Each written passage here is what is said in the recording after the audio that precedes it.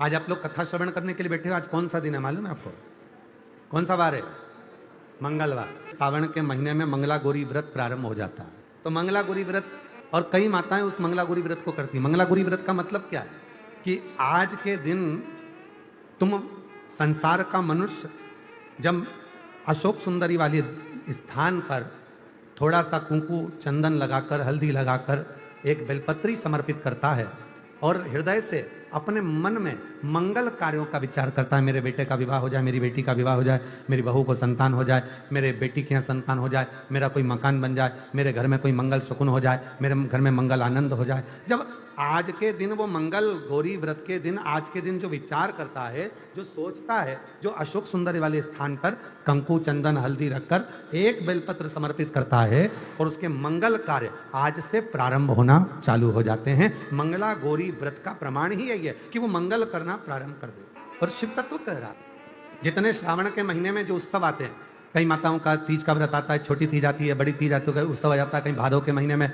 हरताली का उत्सव आ जाता है। ऐसे जो जितने त्योहार हैं, आप जरा अंदाजा लगा कर देखना, भगवान नारायण विश्राम करे, अपना पूरा कार्यभार भगवान शिव जी को दे दिए। चतुर्मास में 4 दिन भगवान शंकर पूरे काम को संभालते हैं।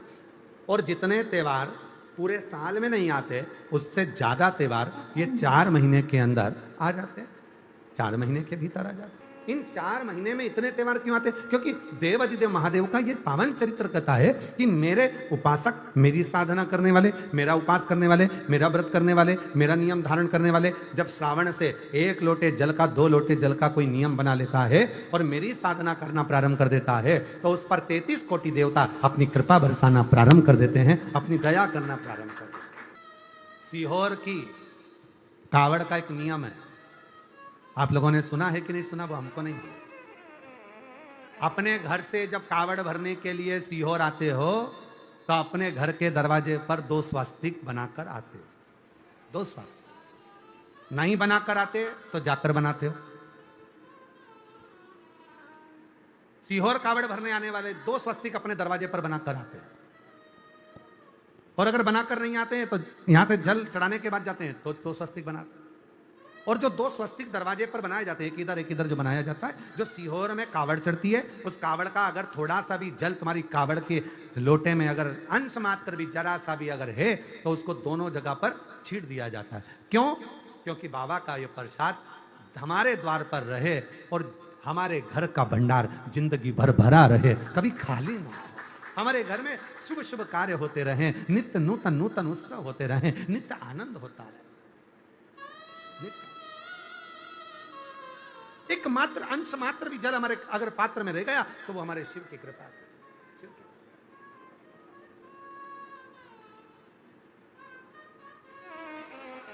और निवेदन करूं आप सबसे, जितने शिव महापुराण की कथा को श्रवण कर रहे हैं, 25 अगस्त को जब आप बाबा की भौम प्रदोष की कावड़ बन रहे हैं, हमारे यहाँ जितने प्रदोष होते हैं, रवि प्रदोष, शनि प्रदोष, जिस बार को प्रदोष पड़ता है उसको वो प्रदोष के नाम से पुकारा जाता है। रविवार को पड़ा तो रवि प्रदोष, सोमवार को पड़ा तो सोम प्रदोष, बुधवार को पड़ा तो बुध प्रदोष, मंगल को पड़ा तो भौम प्रदोष। सारे प्रदोषों में कामना सिद्धि की प्रदोष अगर मानी गई है तो भौम प्रदोष को माना जाता है, मंगलवार को माना जाता है। मंगलवार के दिन, मंगल के दिन जब प्रदोष पड़ती है तो भौम प्रदोष कहलाती है। और उस दिन जब हम बाबा को कावड़, और अब की बार तो बाबा की बड़ी कृपा हुई है, जो 25 अगस्त को जो कावड़ सीहोर की भराएगी उस दिन भौम प्रदोष रहे बाबा को। जब कावड़ भरते हैं तो बाबा से निवेदन कर कर, इसलिए हमने संपूर्ण बेटा बेटियों से कहा, आप आना अपना भाव लेकर, भगवान को जल चढ़ाना अपना भाव रखकर, और बाबा से प्रार्थना कर कर जाना कि बाबा मेरी अच्छी, बहुत अच्छी जॉब लगना चाहिए, बहुत अच्छी मेरी एजुकेशन होना चाहिए, मैं जो लक्ष्य लेकर आगे बढ़ी हूं वो मेरा लक्ष्य पूर्ण होना चाहिए। और अपनी मेहनत को 4 गुना करो, परिश्रम 4 गुना करो, और शिव जी पर लोटा भर जल चढ़ाते हो, फल मिलेगा। आज व्यक्ति क्या करता है कि वो विचार करता है कि मैं मंदिर चले गया और मैं पढ़ाई ना करूं, मैं किसी को अपना हाथ दिखाया और उसने कह दिया तेरे भाग्य में नौकरी नहीं है सरकारी और तुम घर में बैठ गए ना। उसने बताया ना कि तेरे भाग्य में सरकारी नौकरी नहीं है तो तू 4 गुना पढ़ाई करना प्रारंभ कर। अब उसके वचन को टाल कर बता, इतनी मेहनत कर, इतनी मेहनत कर कि उसके वचन पलट जाए और तेरी सरकारी नौकरी लग जाए। तो तू शिव पर भरोसा तो कर, अपनी मेहनत, अपनी लगन, अपना परिश्रम कर कर आगे बढ़ो।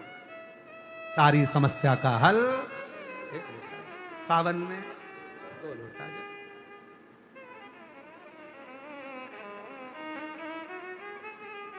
अब हमें एक प्रसंग याद आ रहा है यही कुबरेश्वर धाम का। एक लड़की की उम्र हो गई, ग्वालियर के पास की बच्ची थी, अपनी मम्मी के साथ आई थी। उसकी उम्र हो गई 32 साल, संबंध नहीं हो रहा। दरवाजे पे बहुत देर तक उसने सबसे अभिनय करा, तो हम जा रहे थे तो बाहर मिलना हो गया। ऐसे तो हम किसी से मिलते नहीं, पर कहीं जा रहे हैं उस समय पर मिलना हो गया। और वो हाथ जोड़कर बोली, गुरुदेव मेरा विवाह नहीं हो रहा। मैंने कहा दिक्कत क्या ब्याह में? कहा सब ने मना कर दिया कि इसको मंगल है और मंगल बड़ा प्रबल है और इसका विवाह नहीं होगा। हमने कहा शिवजी की धर्म पत्नी का नाम भी मंगला है।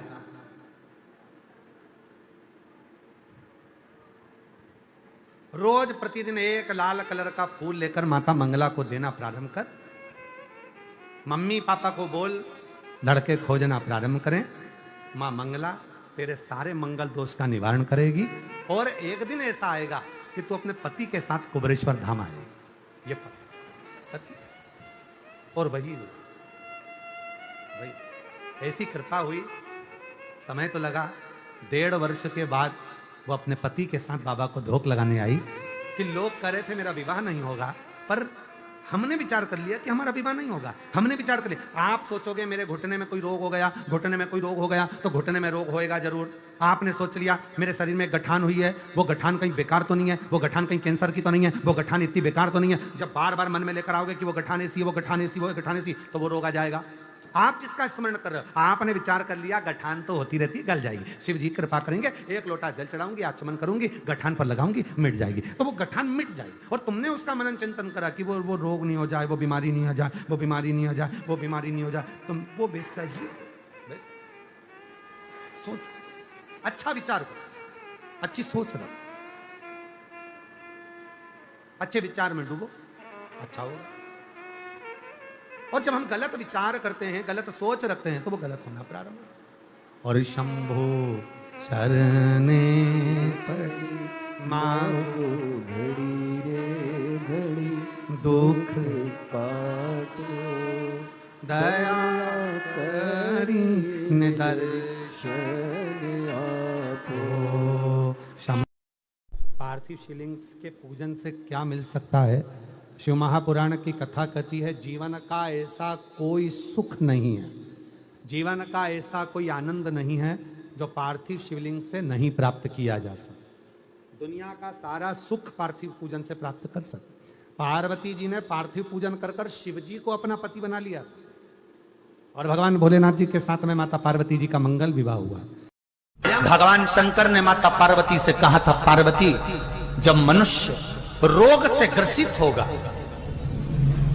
यह मानव का शरीर जब रोगों से घिर जाएगा, तब तेरे फेंके हुए कुंदुक नाम का अगर वो स्मरण करेगा और कुंदकेश्वर का नाम लेकर 1 लोटा जल लाल चंदन मिलाकर मेरे शिवलिंग पर समर्पित करेगा, तो वो रोग से मुक्त हो जाएगा। चढ़ाओ 1 लोटा जल। कभी कभी अगर ऐसा लगे जीवन में कि दुख बहुत ज्यादा आ गया है, बहुत तकलीफ आ गई है, तो लाल चंदन को घिसकर उस लाल चंदन का लेपन भगवान शंकर पर कर कर फिर पानी चढ़ाओ। अगर कोई संकट भारी है और निकट रहा, जैसे किसी नारी का गर्भ नहीं ठहर रहा, 15 साल हो गए, 20 साल हो गए, 25 साल, जैसे इसने लिखा एक माता ने कि 18 साल की बेटी हो गई थी पर संतान में पुत्र नहीं, तो उसने भाव से कथा सुनी। ऐसे आपके भीतर अगर 20 साल हो गए, 25 साल हो गए, 30 साल हो गए, संतान का सुख ही नहीं है, लाल चंदन का लेपन बाबा भोलेनाथ पर करना प्रारंभ करो। पीठिका पर लाल चंदन का लेपन करना प्रारंभ करो। लाल चंदन से बाबा का श्रृंगार करना प्रारंभ करो। एक बेलपत्री पर लाल चंदन, दोनों पत्ती नीचे वाली, जो नीचे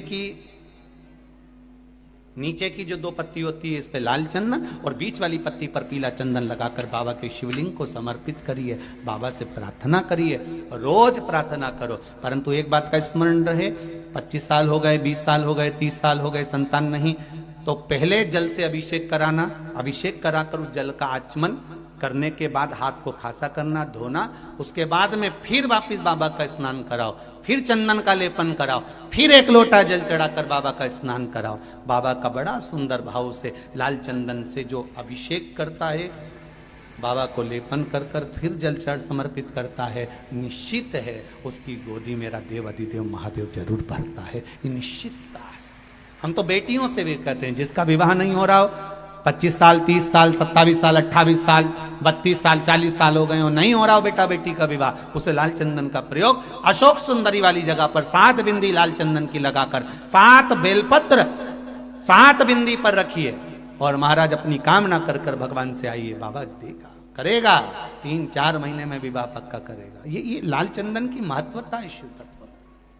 और आज भी नियम है महाराज, जिसकी फैक्ट्री नहीं चलती हो, प्रॉपर्टी की आप खरीदारी बेचादारी करते हो, प्रॉपर्टी से जुड़ा हुआ काम करते हो, या लोहे से जुड़ा हुआ करते हो, या फैक्ट्री आदि का कर्म करते हो, कोई मैन्युफैक्चरिंग करते हो, वो नहीं चल रहा, तो हनुमान जी के उल्टे पांव का सिंदूर लीजिए और हनुमान जी के दूसरे नंबर के भाई गतिमान का नाम लीजिए। किसका नाम लेना है? गतिमान। गतिमान का नाम लेकर फैक्ट्री के बाहर या फैक्ट्री पर एक स्वस्तिक का निर्माण कर दीजिए, हनुमान जी के उल्टे पांव के सिंदूर और गतिमान का नाम लेकर।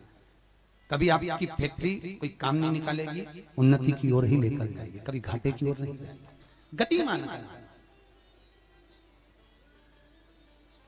रतिमान, केतुमान, मतिमान, ये जितने भी नाम है हनुमान जी के भाइयों के, ये सब कल्याण करते हैं। एक एक नाम कल्याण करते हमारे, एक महाराज वो जिन बच्चों को निमोनिया हो जाता है ना, वो सर्दी का कोटा रहता है, बहुत सर्दी बच्चों को बनी रहती है, तो हर दिन 5-10 दिन में बाकी दौड़ के डॉक्टर के पास लेके जाओ, फिर डॉक्टर के पास ले। वैसे तो डॉक्टर के पास बच्चे आजकल के जमाने के जाते ही जाते हैं, हर 15 दिन 20 दिन में, तो इसके पीछे वो चले जाए। एक हास्य व्यंग में हमसे पूछा किसी ने, महाराज जी आज के बच्चे बार बार हॉस्पिटल डॉक्टर क्यों जाते हैं? तो हमने कहा देखो भैया, बच्चा जहाँ जन्म लेता है उनसे उनसे प्रेम ज्यादा होता है। पहले नानी के घर में पैदा होता था इसलिए नानी के घर ज्यादा जाता था, दादी के घर में ज्यादा पैदा होता था इसलिए दादी के घर ज्यादा जाता था। आज के बच्चे हॉस्पिटल में ज्यादा पैदा होते हैं इसलिए हॉस्पिटल ज्यादा घूमने जाते हैं। ये हास्य। पर यदि बच्चे को सर्दी ज्यादा होती है, निमोनिया ज्यादा होता हो, ठंडा का कोटा ज्यादा रहता हो, तो पीपल के 5 पत्ते महाराज उस पर घृत लगाकर हनुमान जी के तीसरे नंबर के भाई व्रतिमान का नाम लेकर, व्रतिमान का नाम लेकर बच्चे की छाती पर एक वस्त्र से उसको बांध दीजिए, रात्रि भर बंधे रहने दीजिए महाराज। और बांधना कौन से दिन है? द्वादशी तिथि को, बस एक बार बांधना है, उसके बाद सर्दी का कोटा नहीं रहता, बच्चा स्वस्थ अपने आने में। बत्ती 2 जो पत्तियां आए, इन पत्तियों के ऊपर एक एक शमी पत्र और लाल चंदन ये रखकर, कितना भी रोगीला व्यक्ति हो, रोग से ग्रसित व्यक्ति हो, जिंदगी में कितना ही दुख पड़ रहा हो, बेलपत्र की ये दोनों पत्ती जिसके ऊपर शमी पत्र रखकर, लाल चंदन रखकर श्री हनुमान जी महाराज और हनुमान जी महाराज के तीसरे नंबर के भाई श्री गतिमान जी, नीचे के क्रम में आते हैं श्री गतिमान जी। उन गतिमान जी और हनुमान जी का नाम लेकर जो शिवलिंग के ऊपर समर्पित कर देता है, रोग का निवारण होता ही। ध्यान दीजिएगा, पंचमुखी हनुमान का एक स्मरण, पंचमुखी हनुमान का एक भाव महाराज। जैसे बहुत ज्यादा तकलीफ अगर व्यक्ति को हो गई है, बहुत कष्टमय जीवन चल रहा है, हार गए हर जगह से और तकलीफमय जीवन चल रहा है, तो पंचमुखी हनुमान का एक शिव महापुराण का और स्कंद पुराण का एक बड़ा सुंदर मंत्र है। उस मंत्र को आप सब एक बार हमारे साथ में बोलें। ओम नमो हनुमते रुद्र अवताराय सर्व शत्रु संहारणाय सर्व रोग हराय सर्व वशीकरणाय रामदूताय स्वाहा। बस इस मंत्र को हाथ में काली तिल लेकर, एक जौ लेकर और गूगल लेकर, थोड़ा सा उसमें गाय का घी डालकर, कंडे को या अग्नि को जलाकर इस मंत्र का 11 बार 21 बार जाप कर कर अपनी कामना कर कर छोड़ दीजिए। कैसा भी रोग हो, बीमारी हो, कष्ट हो, दुख हो, तकलीफ हो, 21 दिन के अंदर वो आनंद आना प्रारंभ कर देता है। इस मंत्र स्कंद पुराण का, शिव महापुराण का ये मंत्र मूल पंचमुखी हनुमान सुख देंगे। और एक और चीज याद रखिए हमारा, यदि कोई काम के लिए जा रहे हो, कोई व्यापार के लिए जा रहे हो या नौकरी करने के लिए जा रहे हो और लगी नहीं रही, बहुत तकलीफ पा रहे हो, सर्विस ही नहीं लग रही, बहुत कष्टमय हो गया, तो निवेदन करूंगा 5 पीपल के पत्ते पर बेसन के 5 लड्डू घर में बने हुए, गाय के घी के 5 लड्डू रख लो, उस लड्डू के बीचों बीच एक आटे का दिया और उसमें तिल्ली का तेल डालकर इसी मंत्र का प्रयोग कर कर पंचमुखी हनुमान का किसी भी हनुमान के मंदिर में जाकर, दक्षिण मुखी हनुमान के मंदिर में जाकर उसको रख कर आ जाइए। इसके बाद आप उस काम के लिए जाइए, आपका काम सफल हो जाएगा। आपको किसी को नहीं कहना पड़ेगा कि हाथ जोड़ना नहीं पड़ेंगे, किसी के पांव नहीं पड़ना पड़ेंगे, तुरंत काम होगा। बस इस मंत्र का स्मरण कर कर पंचमुखी हनुमान का भूतेश्वर जो मंत्र है वो सुख देने वाला। सारी दुनिया की ठोकर खा लो, सारी दुनिया के हाथ जोड़ लो, सारी दुनिया से निवेदन कर लो और उसके बाद भी तुम्हारी दुख की घड़ी समाप्त नहीं हो। तुम्हारे घर में कोई गमला हो, कोई पौधा लगा हो, जो भी पौधा लगा, हम ये नहीं कहेंगे कि वो गुलाब का है कि गेंदा का है कि शमी का है कि बेलपत्री का है, जो पौधा तुम्हारे घर में लगा। सावन चालू हुआ है, अगर तुम्हें लगता है कि मेरी दुख का समय समाप्त नहीं हो रहा, मेरी दुख की घड़ी समाप्त नहीं हो रही, घर में रहने वाले जितने लोग आस्था चैनल पर कथा सुन रहे हैं, जितने फेसबुक यूट्यूब पर कथा सुन रहे हैं, और जिस श्रावण में अगर मान लो एक दिन आपका निकल भी गया, 2 दिन आपके छूट भी गए, कोई दिक्कत की बात नहीं। जो पेड़ तुम्हारे यहाँ लगा हो, जो पौधा तुम्हारे यहाँ लगा हो, जो वृक्ष तुम्हारे यहाँ लगा हो, जो क्यारा तुम्हारे यहाँ, कुंडी तुम्हारे यहाँ, उसी की मिट्टी को, उसी के पेड़ के नीचे, उसी पौधे के नीचे, उस मिट्टी को थोड़ा सा हाथ से उसको उठाकर एक लिंग की आकृति बना लें। उसमें जलाधारी बनाने की जरूरत नहीं, केवल लिंग की आकृति बनाकर उसी की पूजन वहीं कर कर पानी चढ़ाकर 15 से 20 मिनट बाद अपना काम करने के बाद उसी को उसी मिट्टी में विसर्जन कर दें, अपनी कामना कर कर। देव अधिदेव महादेव 2 महीने के बाद क्या देगा ये वही जान सकते। देख लिया हमने, बहुत प्रयास कर कर देख लिया, सारी दुनिया का हमने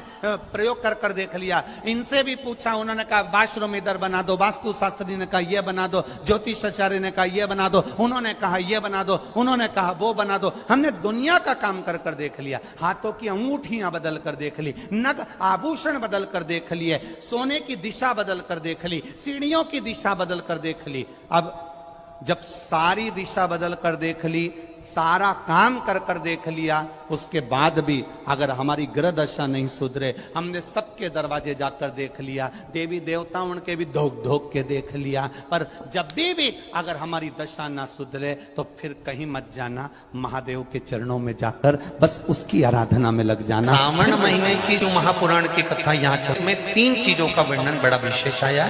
महादेव, जम के बोलो पहले, महादेव। दूसरा नंबर पर है भोला, जिसको कहते भोला शंकर। तीसरे नंबर पर है हर हर। इन 3 उच्चारण को व्यक्ति को, वैसे तो आप कभी भी महादेव बोलो, हर हर महादेव बोलो, भोला शंकर बोलो, मना नहीं है, पर इन 3 उच्चारणों को कहीं कहीं बहुत जरूरी में ले लेना चाहिए। पहला, जब आप किसी कार्य के लिए आगे बढ़ रहे हो और वो कार्य हो ही नहीं रही, बहुत प्रयास कर लिया आपने और वो काम हो ही नहीं रहा, अथक प्रयास कर कर थक गए, तब घर से जब निकलो तो एक विचार कर कर निकला, मुख से कहकर निकलना कि आज मैं इस कार्य के लिए जा रहा हूं और मेरे साथ मेरा महादेव जा रहा है। कौन जा रहा है? महादेव जा रहा है। वापिस आओगे, ज्यादा से ज्यादा ये होगा 15 दिन, 20 दिन, 25 दिन, 30 दिन लगेंगे। जो कार्य कर कर आए हो उसका रिजल्ट आपके पक्ष में जरूर आएगा, क्योंकि महादेव को आप साथ लेकर जा रहे हैं। अगर हमने किसी की निंदा कर दी है, हमने किसी की निंदा श्रवण कर ली, हमारे मुख से हमने अपशब्द कह दिया, हमारे मुख से हमने किसी को ताना दे दिया, हमारे मुख से हमने किसी को गाली दे दिया, हमारे मुख से हमने किसी को आड़ा टेढ़ा बोल दिया, तो दिन भर में कम से कम 3 बार या तो गंगा जी का स्मरण कर लेना चाहिए, हर हर गंगे, या फिर नर्मदे हर, और अगर ये भी नहीं कर सकते तो हर हर महादेव। 3 बार मात्र स्मरण कर लेने से जीव के मस्तक का जो पाप है वो क्षीण होने लगता है। समाप्त। तीसरे नंबर पर है भोले शंकर।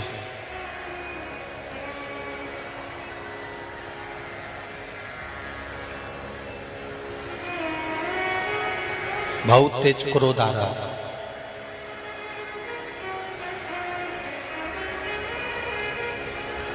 दो निर्णय पर आप बैठे हुए हो।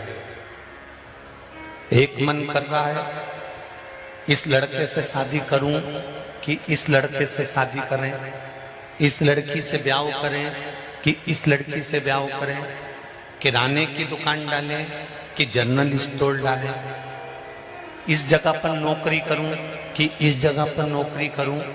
उस समय पर जब 2 नाव सामने खड़ी है और एक नाव पर सवार होना है, उस समय पर एक बेलपत्र लेकर, भोले शंकर का नाम लेकर,